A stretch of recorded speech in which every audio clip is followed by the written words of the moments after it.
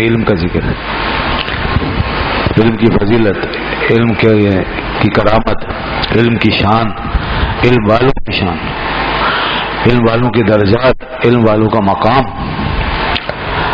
اور پھر علم والوں کی طاقت و قوت، اور علم کی تبدیلی یعنی اس کی وجہ سے پیدا ہونے والا انقلاب، یہ سب قرآن میں بہت کچھ آیا۔ اس سے اندازہ ہوتا ہے کہ اللہ کے یہاں علم کی کتنی اہمیت ہے، اور اس سے بڑی بات کیا ہوگی کہ خود اس نے اپنا تعارف بار بار اپنی صفت کے ساتھ کروایا ہے کہ وہ علیم ہے، سب کچھ جانتا ہے، یہ اس کی خاص پہچان ہے، یہ صفت بڑی معروف ہے اس کی، علیم ہے، وہ سب جانتا ہے۔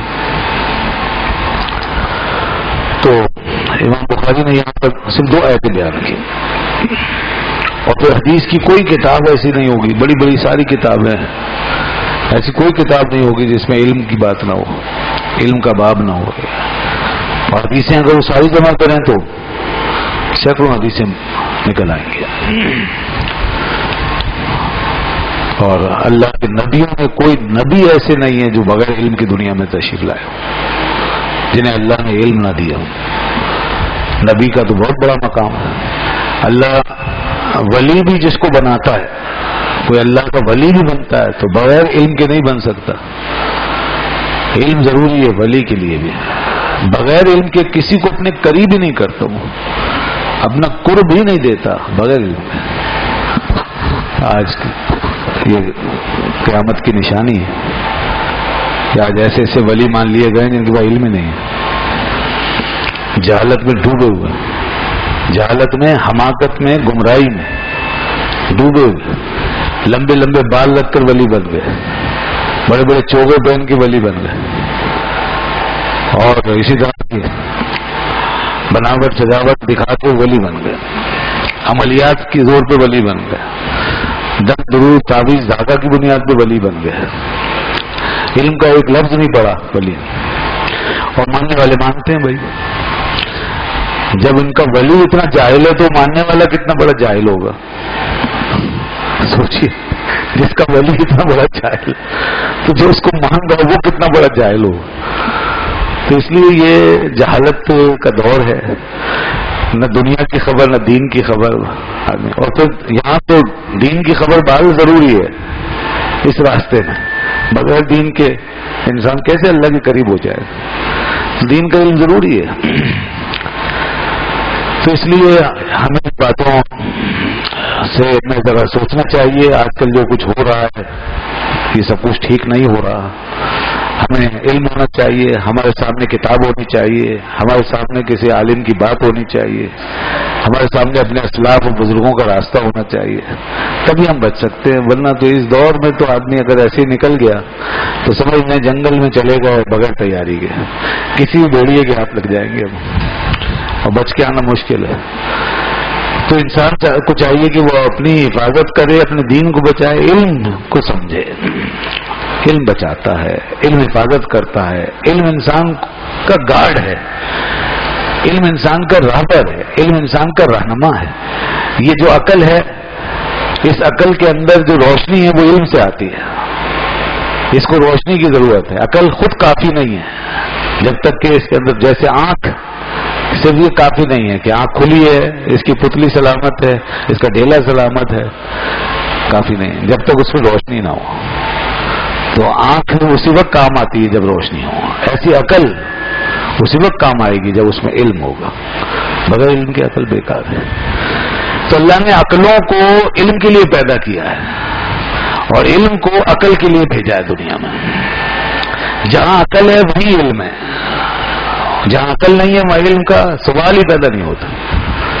نفس ہو نہ ہو، نفس کی ضرورت نہیں ہے، نفس کو تو مارنا ہے، علم بلکہ نفس تو علم کے راستے میں رکاوٹ ہے، اور نفس جو ہے وہ علم کو کی روشنی کو دھندلاتا ہے۔ اس لیے فرشتوں کا جو علم ہے وہ بڑا پیور ہوتا ہے، کیونکہ ان کے پاس نفس نہیں ہوتا، ان کا علم بڑا پیور ہوتا ہے، نفس کے اندھیرے نہیں ہوتے، خواہشوں کا جال نہیں ہوتا، اس لیے وہ علم جو علم فرشتہ رکھتا ہے وہ بالکل خالص علم ہوتا ہے۔ اور اسی طرح وہ انبیاء کرام، اس کے نبی، اللہ کے نبی پیغمبر، وہ بھی چونکہ بے نفس ہوتے ہیں، ان کو نفس ملتا ہے مگر وہ نفس بے نفس ہوتا ہے، اس نفس میں اندھیرا نہیں ہوتا، اس نفس میں نفسانیت نہیں ہوتی، اس نفس میں نورانیت ہوتی ہے. لہذا وہ اللہ کے جو نبی ہیں ان کا علم بھی پیور خالص ہو. پھر ہمیں اپنا علم بچانا پڑتا ہے نفس کا شکار ہونے سے. تو اس لیے نفس ہو نہ ہو، نفس ہے تو اسے مار دو، مگر عقل یہ ضروری ہے علم کے لیے. اللہ نے عقل رکھی ہے، فرشتوں میں بھی عقل رکھی ہے، اور جہاں بھی علم دیا ہے وہاں عقل کا سوال ہے. عقل کے ساتھ ہی علم آتا ہے، اور علم عقل کا رہنما ہے. تو علم کے بارے میں کیا فرمایا گیا ذرا غور فرمائیے. ارشاد ہوا پہلی آیت یرفع اللہ الذین آمنوا منکم والذین اوتوا العلم درجات. بلند کرتا ہے اللہ ان لوگوں کو جو ایمان لائے تم میں سے، اور ان لوگوں کو کہ جن کو علم دیا گیا. کیا بلند کرتا ہے؟ درجات، ان کے درجے. اللہ درجے بلند کرتا ہے ایمان والوں کے اور علم والوں کے. واللہ بما تعملون خبیر، اور اللہ تعالیٰ جو کچھ تم کرتے ہو سب سے باخبر ہے. اور کیجئے جناب، درجے بلند ہوتے ہیں علم کی بنیاد پر.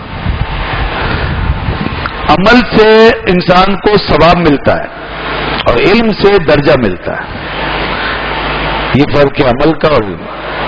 آپ عمل کریں، ساری رات نماز پڑھیں، ساری رات ذکر کریں، ساری رات ضربے لگائیں، ثواب ہے، ثواب ہی ثواب ہے.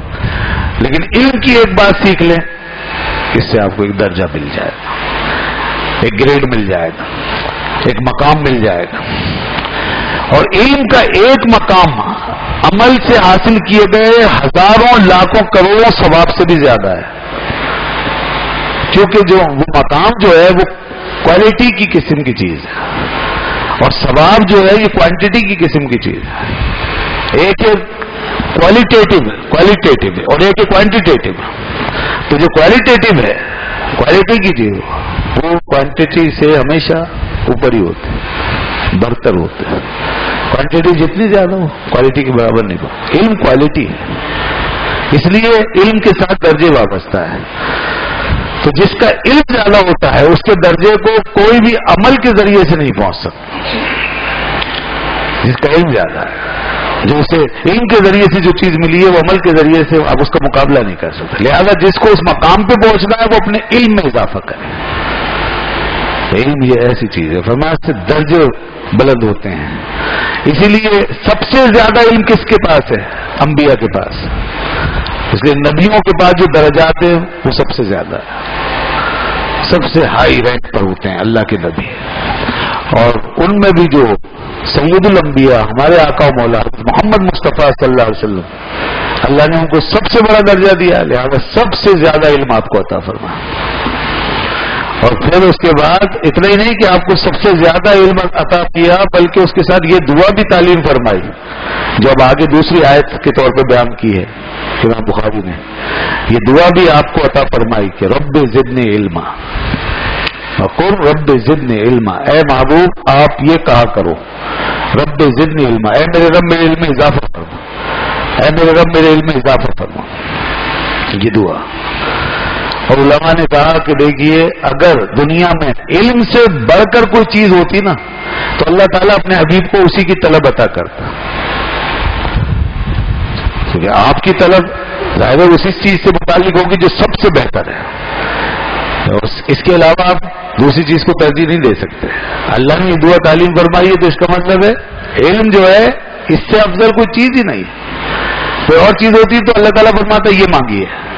تو علم افضل ترین چیز ہے، سب سے بڑھ کر ہے. اسی لیے حبیب خدا صلی اللہ علیہ وسلم ہر وقت دعا مانگتے رب زدنی علم. اور اس سے یہی پتہ چلا